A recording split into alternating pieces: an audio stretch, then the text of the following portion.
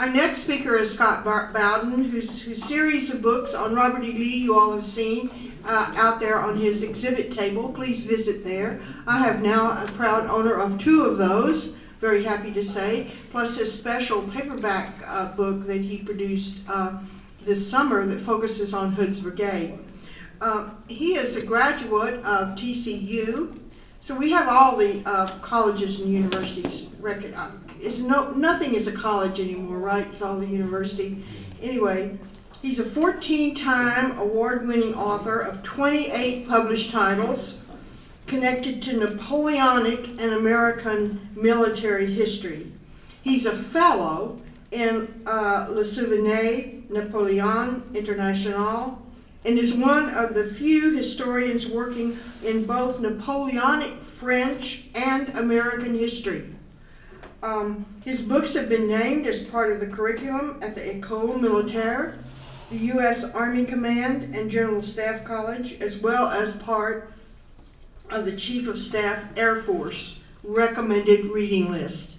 His current work projects include the groundbreaking multi-volume series Robert E. Lee at War, and his third volume, he's got 1 and 2 out there for sale. His third volume is at the press, as I understand it.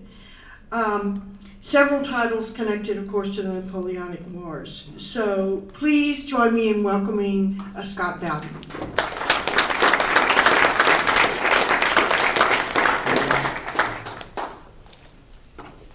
Thank you, Martha. It's always a pleasure to appear before the Hood's Texas Brigade Association Reactivated, and I hope everybody's having a great morning. And Martha wanted me to give a special program on Lana Turner. So you just thought you knew what you were going to listen to. Well, actually, we're going to talk about Robert E. Lee's Art of War, his mind method, and why he is a great American soldier. Now, Robert E. Lee never wrote down his method of command or his art of war. That leaves us to have to reconstruct it using other means. Okay? So Lee's motto, "Conquer or Die," is connected with his pincushion initiative that we'll talk about later on. But in order to grasp what Lee was trying to do, we have to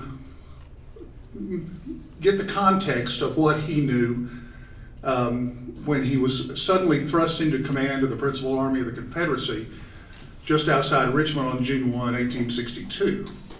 Now, you got to realize that at the time, there is a large federal army less than 5 miles from Richmond. Everything else in the Confederacy is not going well at all.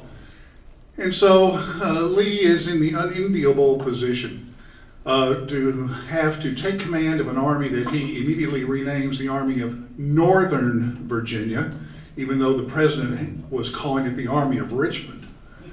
So right away you got the idea of what he wanted to do with it, is keep it far away from Richmond as possible. But in the multi-volume series that I'm working on, there are the 6 volumes that's talked about there. If you want to know more, just stop by and visit with me. But the first 2 are out, the Tragic Secessionists, that talk about the first year of the war, where, in a lot of people's opinion, the Confederacy virtually lost it because of lost opportunities.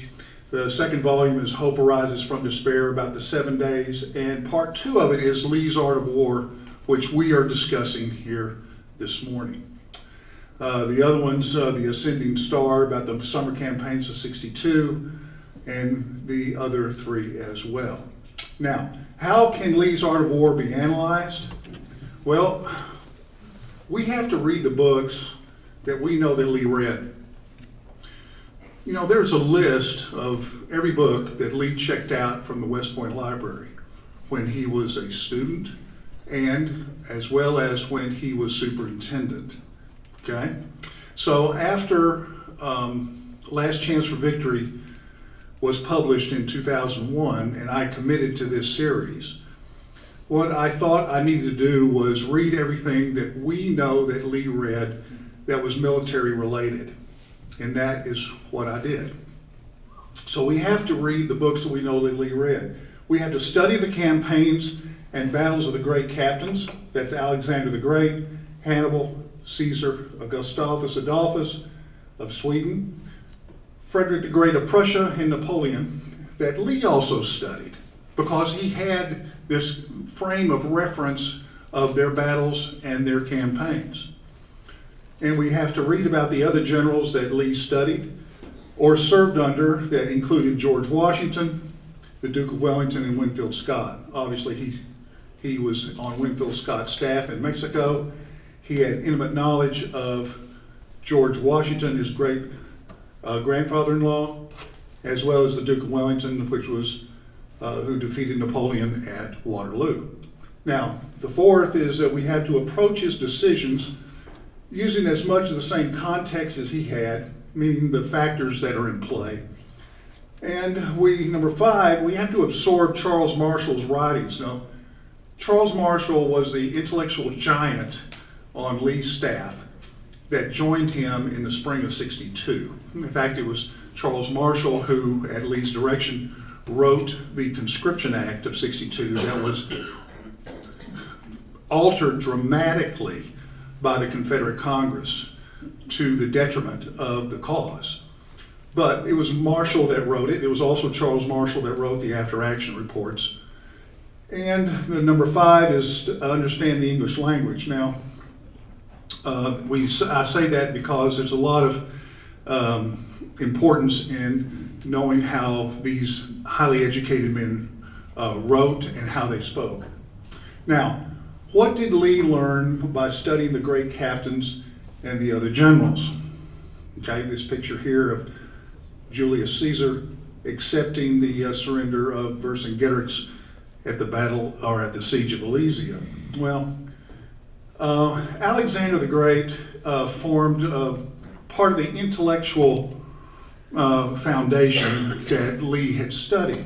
Okay, Lee not only studied the campaigns of Alexander, but also the battles that on a tactical level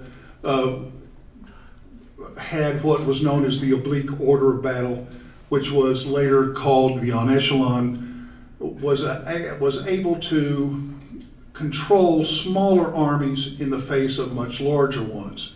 And Lee would have to use this not only in the Mexican War, but also when he was put in command of the Army of Northern Virginia. Now, Alexander the Great's influences on Lee are evident in the following campaigns and battles. In other words, if you're going to command an army, the only way you can have decisive results is you've got to have bold designs. Campaigns and wars are not won by sitting on the defensive. So we see these bold designs in the 7 Days, the Second Manassas, Maryland, and Gettysburg campaigns. On a tactical level, Alexander's influences are evident in the attack on Echelon, as the oblique order was called in the 19th century. It was also part of Lee's offensive battle plans at Mechanicsville, even though that was miscarried. Gaines Mill, his first victory. Frazier's Farm, Second Manassas, as well as at Gettysburg. Now, Alexander at Gaugamela used the oblique attack, which we can see right there, in order to control his own advance and to strike part of the Persian line where it would be most advantageous for him. Lee certainly grasped this, as we can tell by his battle plans and for those particular battles that I previously mentioned. Now, Hannibal, Carthaginian, during the Second Punic War, was called by T.A. Dodge the father of strategy. T.A. Dodge was a federal officer, fought during the war being the War for Southern Independence, the Civil War, whatever that war you want to call that. And T.A. Dodge called Hannibal the father of strategy. Now, Lee's takeaway from his study of Hannibal is very important. because Hannibal understood that the best way to defend one's capital was to engage the enemy as far away from it as possible. Don't wait for them to come to you. You have to engage them far, far away from your capital. You have to repeatedly maneuver with decisive speed in order to effect advantages that would translate onto the battlefield. In other words, Napoleon said that one of the most important things in warfare is maneuver, because it augments the numbers in your army if you're maneuvering. Certainly Lee understood that. And Hannibal also earned the trust and love of his men through his personal interactions with them, and he shared their hardships. And this is really important because when Lee was first placed in command of the Army of Northern Virginia, he decided to implement what he called the unannounced inspections of the regimental camps. He would do this every day. He would ride into camp to interact with the officers and men, find out exactly what kind of shape these commands were in, and that's the way he was able to assess the qualities, at least administratively, of his various colonels and generals. Also, on the tactical level, Lee's takeaway from Hannibal was that he was able to design enveloping battle plans in order to strike the flanks and rear of the opposing army. Now, Hannibal's ghost influence on Lee is evident in the operational designs Lee had in 62 through 64. Now, Charles Marshall says that Lee would often tell him, quote, "Richmond is never safer than when the army is away." Okay? And we see that in the Second Manassas campaign, the Maryland campaign, and in Gettysburg. One of the primary reasons that when Lee, after the successful Second Manassas campaign, that Lee crosses into Maryland, even though he knows the army is not logistically capable of sustaining it, he has to do it, because if you fall back, all the sacrifice you've made up until that point is lost, and you have a better chance of affecting an outcome the further away that you are from Richmond. Now, here's how Hannibal defended his capital. Carthage was on the African coast in modern-day Tunisia, down here. He organized his army in Spain, takes it over the Alps and into Italy, where he campaigned for 17 years, keeping the Romans away from Carthage for all that period of time. And Lee obviously understood that.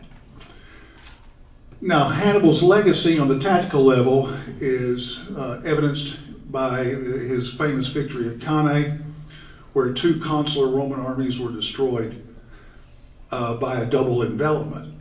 Interestingly, Lee's battle plan at Frazier's Farm and White Oak Swamp is an exact duplicate of Hannibal's victory at Cannae. Okay? Now, Hannibal's legacy on the tactical level can also be seen at the Trebia, where Lee set up his defense and counterattack at the North Anna during the Overland Campaign of 64, but he was unable to execute it because he fell ill at the day that the battle was supposed to be unleashed on the isolated federal corps that had crossed the river. But at least Hannibal's handprints are clearly there. Now, we see Hannibal's influences on Lee at the tactical level. He emulated Hannibal's tactical concepts at Frazier's Farm, White Oak Swamp during the 7 days of 62, as well as the North Anna in the Overland Campaign of 64. Okay? Now, Julius Caesar was studied by Lee as well. And we see here that Caesar was more of a philosophical reinforcement of what had to be done in order to be successful. Now, Caesar's soldierly attributes were intellectual and moral, meaning that you had to have a lot of moral conviction to have a much smaller force to fight a much larger one, and certainly Lee understood that. As we see here, Caesar was also gifted at being able to undertake operations in all conditions and fuse the elements that existed then. In other words, you had to extemporize what was available for you and utilize them to your best advantage. Thus, Caesar's remarkable mental flexibility was impressed upon Lee as being one of the most important relevant factors enabled to adapt and overcome whatever is thrown at you. Okay? And certainly he understood that.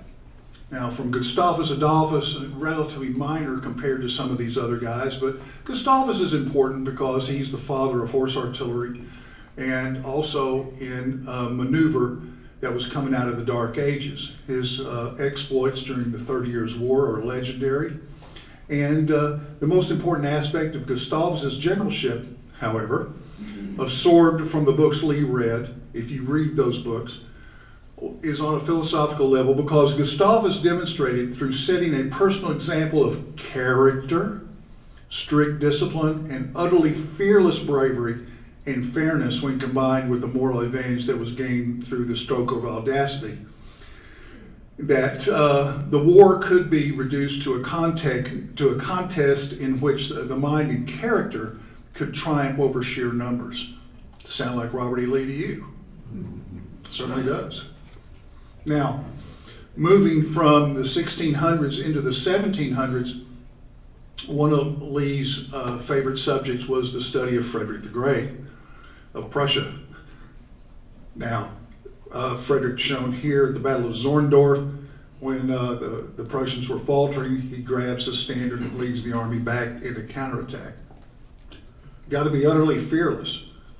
Now, his contributions that utilized by Lee was that he had to place importance on self-reliance. In other words, you have to believe in yourself. You have to have consistency in that if you believe in yourself, then you've got to be consistent in what you're doing. In other words, you have to somehow find a way to keep the army moving so it can augment the numbers so you have a better chance to inflict damage on the Federals once it came time to be on the battlefield.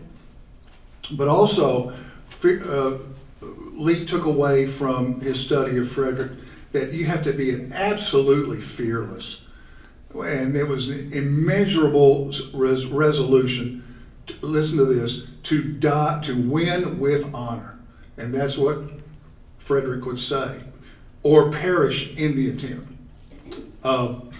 Inspiring Lee in many different ways, Frederick was truly a great captain. And on the tactical level, he would win many of his battles, again, going back to the Alexandrian example of committing his forces to battle on echelon or in steps. Okay? Now, Frederick's influences on Lee are evident in the following campaigns and battles. Frederick was famous for what is called the strategy of the central position. If you all know in your mind where Prussia is, and you know that you have France coming from you from one side, Austria's coming up from you from the south, Russia's coming in from the east. You know, you're in a central position, but you're in a precarious one. But so you would have to defeat one army before you turned your attention to the other one.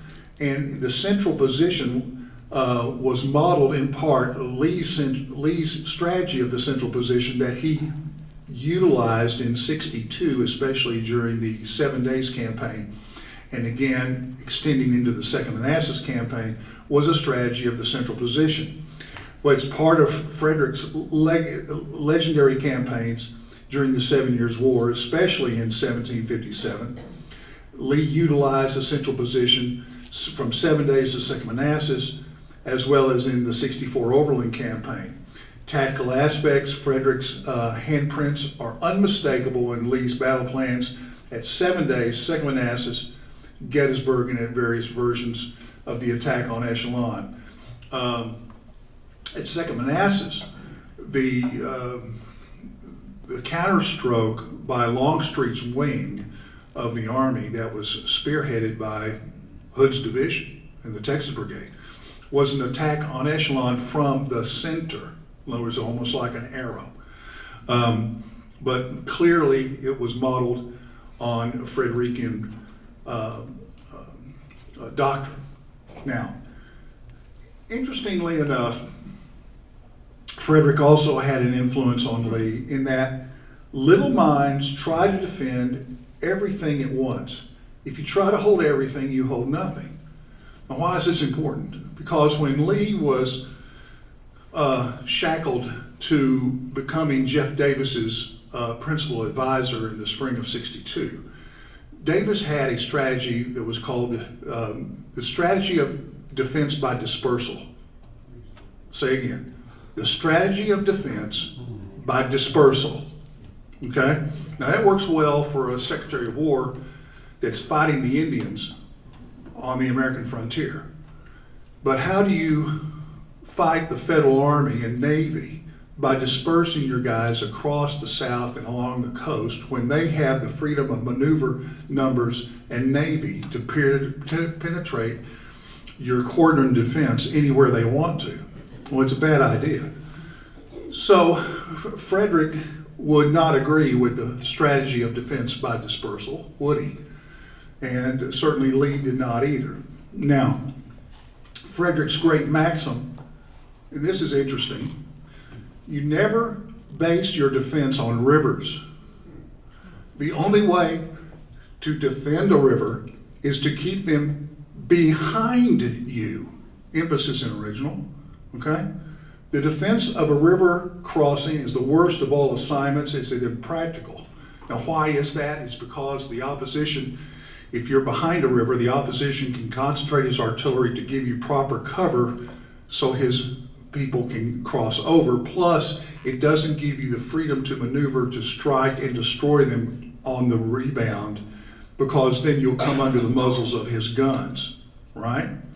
So, if you never base your defense on rivers, the defensive line at Fredericksburg is a really bad idea. And it was something that both Lee and Jackson both vehemently opposed. But it was the central authorities in Richmond that mandated that the Army be chained to the Rappahannock in that winter campaign of '62 against Burnside. Okay? But you also notice that when Lee decided not to leave Maryland after he found out the discovery of Special Order 191 had fallen into federal hands, you notice that his defense of his position was with the Potomac behind him. You notice he didn't fall across the river, he defended the river with the river behind him. Okay? Now, Lee's explanation to the central authorities in Richmond on not wishing to defend the Rappahannock at Fredericksburg, his very words were, "We gain no advantage from fighting here." How many of y'all in social media sites, Civil War talk sites, repeatedly hear these guys say that, oh man, if the Confederates had only fought every battle like Fredericksburg, they would have had a chance? Flies in the face of all the great captains and really what you need to do. Now forget the 12,000 or 13,000 that Burnside lost and the 5,000 that you lost. He can replace 13,000. 5,000 is bad for you because you don't gain any decisive result for those 5,000 men that have been sacrificed. That's why they gain no advantage from fighting here. You can't strike them hard enough.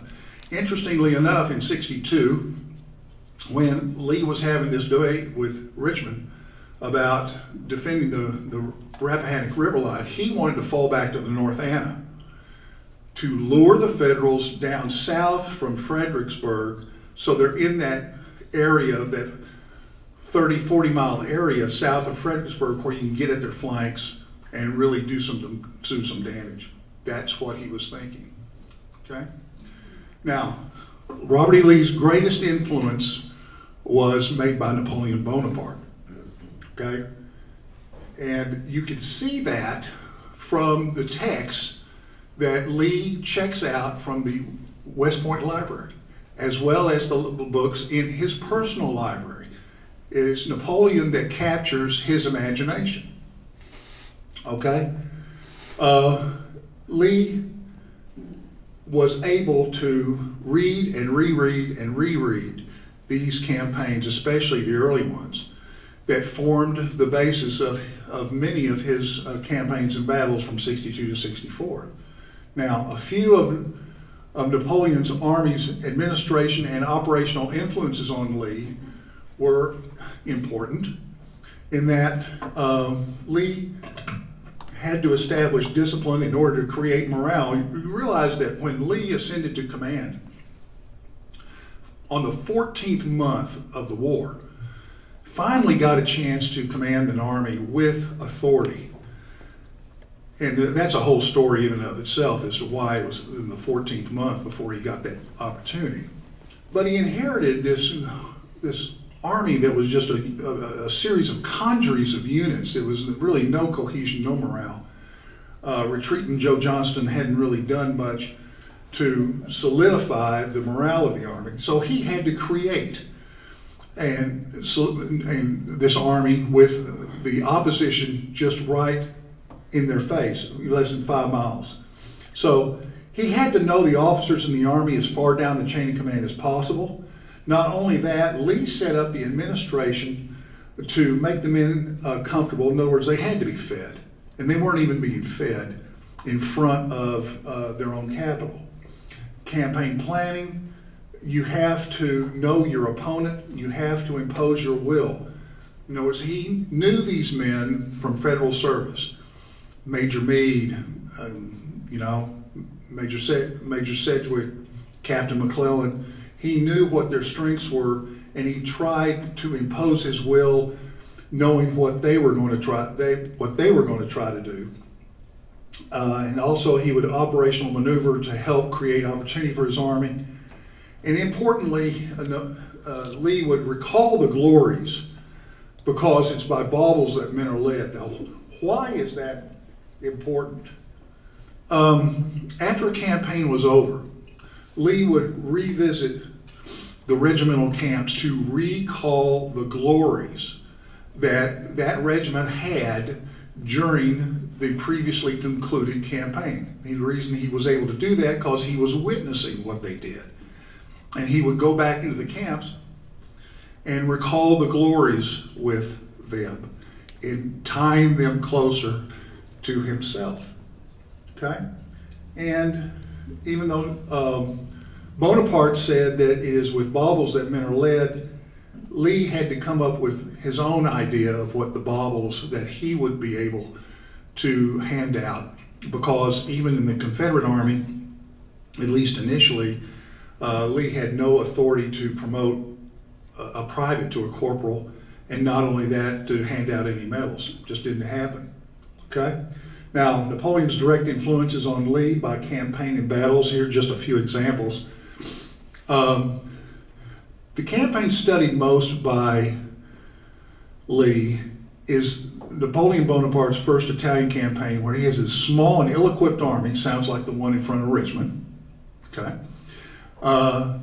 He has to use the strategy of a central position because there's a big enemy army right in your face, and there's another one forming up in Northern Virginia.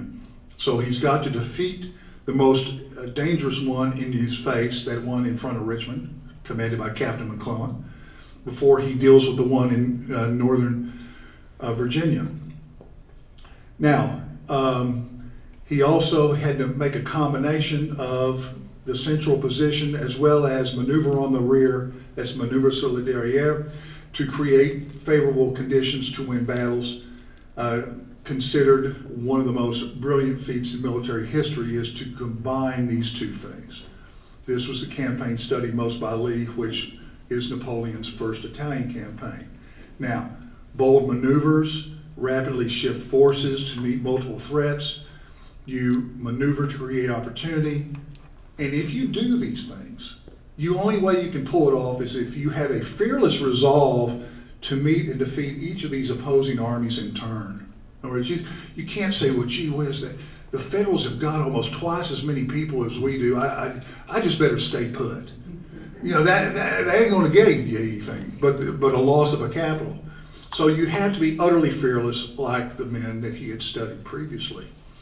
Now, Lee in the central campaigns of 62, the phase one is that you see Lee down here in front of Richmond.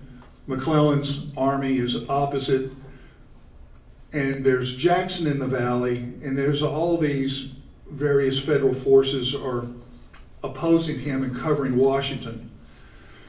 So in order to defeat McClellan, which is the most dangerous foe, the phase one is you've got to bring everybody available down to Richmond to join in the army to do that. And so Lee not only brings Jackson down from the valley, but he also brings every possible unit up from the central Atlantic coast to do that, to augment the size of the Army in Northern Virginia. And once that is done and McClellan is neutralized, pushed back to a Harrison landing, he then switches the theater of campaign to Northern Virginia to defeat the new federal army called the Army of Virginia under John Pope, Lincoln's one of Lincoln's groomsmen at his wedding. Very deep friend of Lincoln. Lincoln and Pope they specifically designed the Army of Virginia around radical abolitionists. And there weren't many of them, but Lincoln named the colonels, okay? He had control of the colonels. The colonels were abolitionists who fostered the hatred of all things Southern. And so when John Pope was released onto Northern Virginia, it was a release that came with the implementation of the Lincoln, Pope, and Halleck plan of warfare against targeting Virginians and civilians.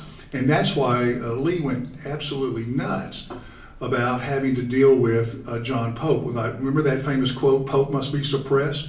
It's because of what was going on in Northern Virginia at the direction of John Pope. Now, back to the influences on Lee, reflected his campaigns of maneuvers in the 7 days, 2nd Manassas, Maryland, Gettysburg, and Overland campaigns are clearly seen as having Napoleonic influences, as well as his battle plans at Mechanicsville, Gainesville, Frazier's Farm, 2nd Manassas, Sharpsburg, Chancellorsville, Gettysburg, North Anna in the Overland campaign of 64. Now, Napoleon in Austerlitz is famous on echelon attack from the center, very similar to Longstreet's formation that was formed for the attack on echelon at 2nd Manassas. You can't see it really well there in that map, but that's the same thing, the August 30th counterattack used on echelon from the center. Now, more than that, Lee studied Napoleon's work ethic, because Napoleon would always, if he saw something wrong, he would deal with it. Same thing with Robert E. Lee. If he saw something wrong, he didn't shirk away from dealing with it. He never hesitate to correct something that you can fix. Like Napoleon aiming a single gun. There's one of my favorite stories about Lee is that the day before the battle at Sharpsburg, he issues standing orders to the Army for the artillery to not conduct counter battery fire. You know what counter battery fire is that you're going to take your artillery and you're going to fire on the Federal artillery.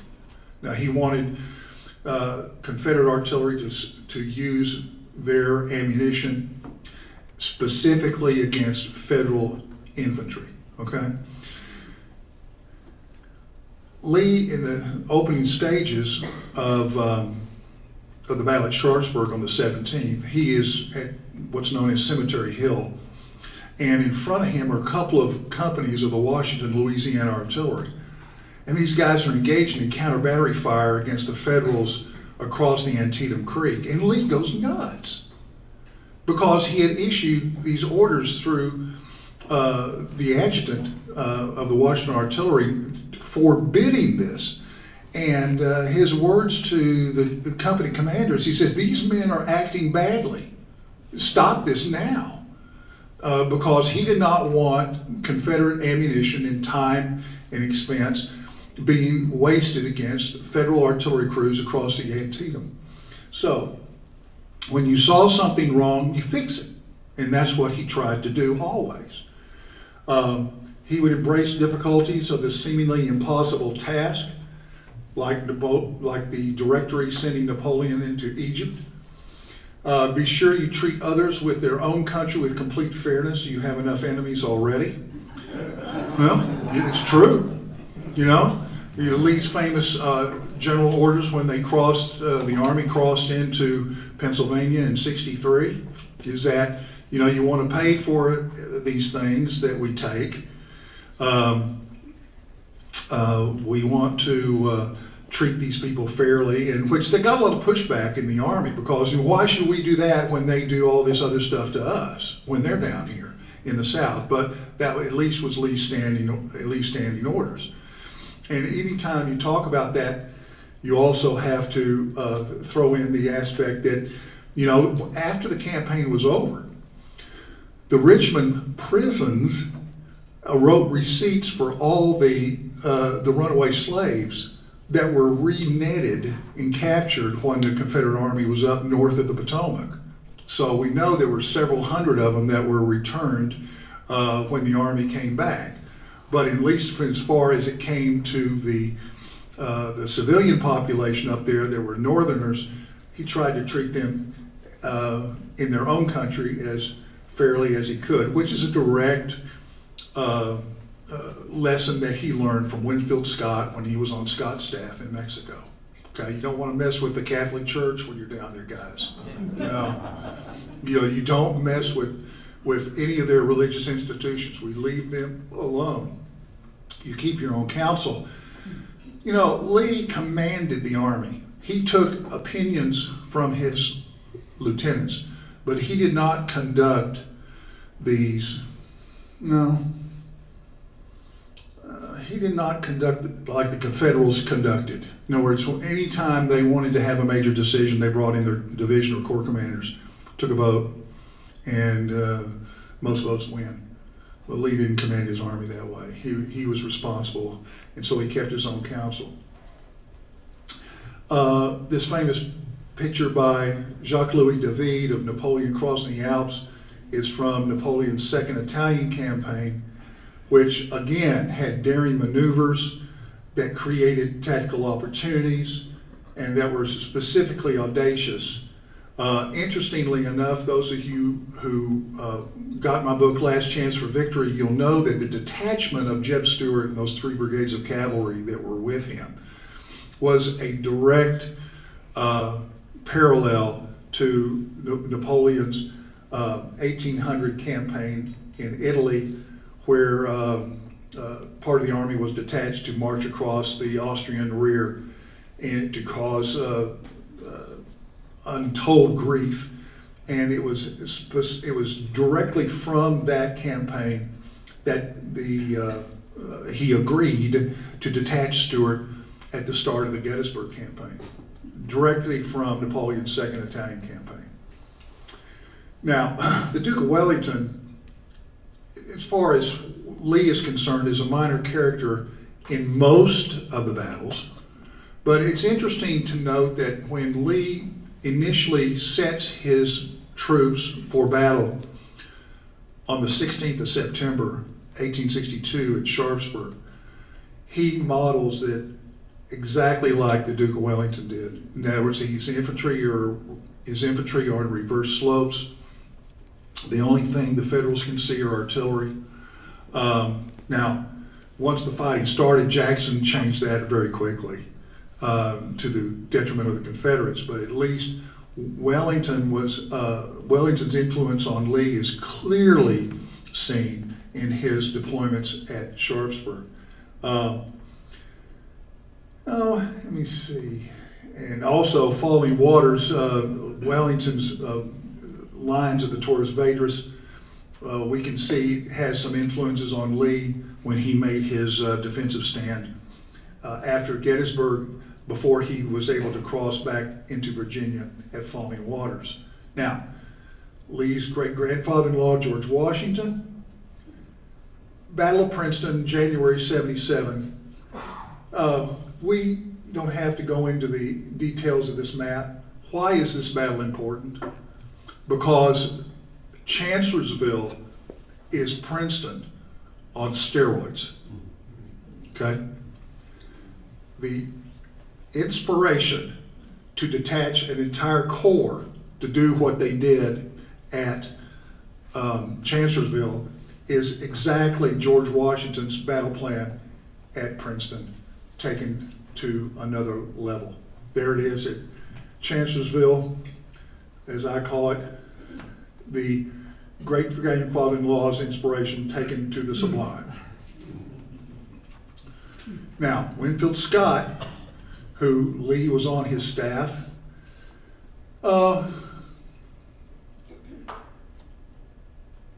Scott was retired as the head military guy in federal service, and he had retired to West Point.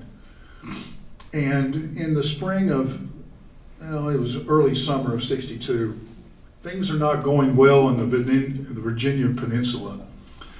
And Lincoln took a train up to West Point to talk to Scott about, why things aren't going so well down in Virginia, okay? And when he asked Winfield Scott what's up with, not being able to make the progress that he expected to make, Scott says, this is how it came down. Lincoln says, why is it you were able to take the city of Mexico in 3 months with 5,000 men, and we've been unable to take Richmond with 100,000 men? And Scott responds, I will tell you, the men who took us into the city of Mexico are the same men who are keeping us out of Richmond. Now, Lee's Art of War, in essence, if we're going to boil this down, it was a fusion of the elements selectively taken from the campaigns and battles of great captains that were modified for Lee's particular situation. Now, such a methodology requires encyclopedic knowledge of the military campaigns and battles of those who came before you that can be readily recalled at a moment's notice, along with a practical mind that could then realistically select those elements and how to use them. People were commenting on this portrait of Lee, which is the face of my multi-volume series. This portrait resides at the Norton Art Museum in Shreveport. It was painted by Benjamin Franklin Reinhardt in April of '61, right after Lee took command of Virginia's military forces. Dark hair, dark mustache, clean shaven. And in your mind, when somebody says Robert E. Lee, you know what image comes to your mind, doesn't it? The famous Vanderson photograph from January of '64. So I would say that that's what stress and carry the hopes of a republic on your shoulders has an effect on you, right? Now, I mentioned earlier that when Lee's early part of command, he had no way of giving baubles to the men to inspire them. So he comes up with this idea of a pin cushion. And this is a regular pin cushion, okay? Now, it was designed by Lee, intended to have many different impacts, different multiple initiatives. Number one, it was made by Copperheads in the Cincinnati region in an effort to encourage the opposition to the Lincoln administration. Now, we all know that Cincinnati was kind of Copperhead Central and lots of Democrats over there. And so they were happy to take Confederate gold and make pin cushions as a result. They send these pin cushions back to Lee, and on one side, it has Lee's motto with the Confederate First National, "Conquer or Die." And on the other side, it's got roses from Mary's Rose Garden in Arlington, along with a scroll that says "Love," and a place underneath it that you can sign or put somebody's name up there. Okay? Now, so after a campaign was over, and which would be after the 7 days, and then after the summer campaigns of '62, during October '62, Lee would return to the regimental camps with these pin cushions. Okay, his staff had done the work about who the deserving soldiers are, and you have to keep in mind that Lee doesn't have the authority to promote anybody. Okay, all he can do is put pressure on these subordinate officers, the colonels, the company commanders, and even the brigadier generals, to recognize and promote the deserving soldiers. But having witnessed so much of the battles and his staff doing the inquiries, he would then come into the regimental camps and present the pin cushions. Call out, they would come out on what the Brits call parade. We call it, everybody's present and under arms. He calls the men or officers to the front. He thanks them for their duty to the cause, and he gives them a pin cushion. Now, I have a question. What do you think a private in the Army of Northern Virginia is going to do with a pin cushion? If he's single, he'll probably keep it. Or he might send it where? He sends it home. If you send it home with, look what General Lee gave me, he also had in this initiative gaining the support from the home front and making sure that the women and people back there made the socks and did the things that they needed to support their men at the front. So it's an ingenious initiative that he undertook, and really speaks volumes about how he understood the human condition. Okay? And that, ladies and gentlemen, is the summation of Lee's Art of War in just a few minutes. How are we doing on time there, my dear? We have time for some questions. Okay, great. Yes, sir. Have you ever experienced any other general to do something like a pin cushion? It seems so revolutionary to me. Well, everybody hear that? Did any other general do a pin cushion? Well, certainly not in American service. But Lee took the inspiration from the Napoleonic Legion of Honor. That, in other words, if you have deserving soldiers, you give them something, and you call special attention to them. In this way, with a pin cushion, the pressure's on for his colonel or his company commanders to do the right thing and to get Confederate Congress to promote them. You've got to realize that from the summer campaigns of '62 up into the conclusion of the Maryland campaign, there were enormous vacancies in the Confederate Officer Corps simply because the paperwork could not run through Richmond's War Office fast enough, and because Lee had no authority to do it. It had to all be done through their, established method. So the answer is no, not in the American service, but certainly in foreign services and in Europeans, yes. Yes, sir. Have any of these pincushions ever been found? Yes. The answer is, how many of y'all have, I'll use the whole name, Armistead Lindsay Long's Memoirs of Robert E. Lee? You have Lindsay Long, okay? In Lindsay Long's book, there is a black and white image of it, okay? I think it's on page 264, if memory serves. But I have, in fact, I have someone working on a whole group of those to sell in the future. But because I experimented with it years ago, selling them with the story, and they were enormously, fabulously popular.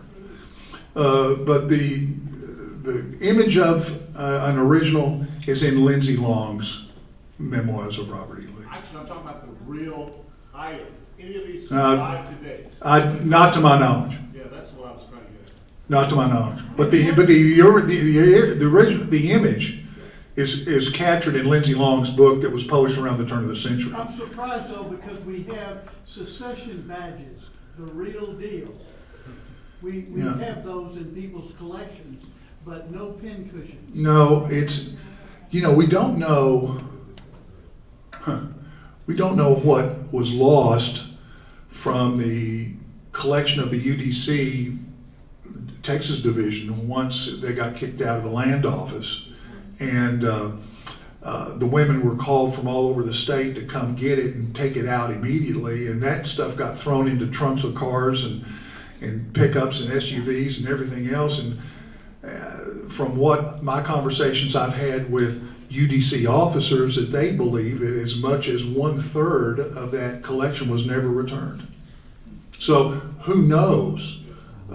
Similar type situations across the South. What happened? Yes, sir. I read that one of the criticisms of Lee is that his orders to other commanders were somewhat vague or ambiguous. Is that because he was expecting them to have the mental flexibility like Caesar and like he had? Because at that time they didn't have text messaging. You couldn't, you didn't know exactly what the conditions were 5 miles down the road at 10 o'clock when you were anticipating someone to attack.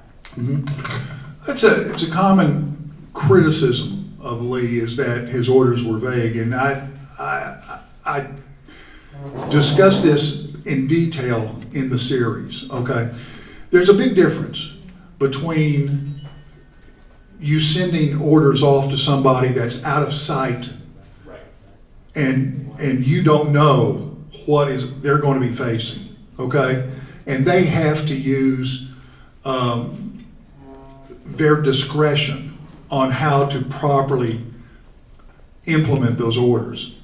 It's a whole different thing of historians warping that verbiage to say they were discretionary orders. There's a big difference between adjectives and nouns.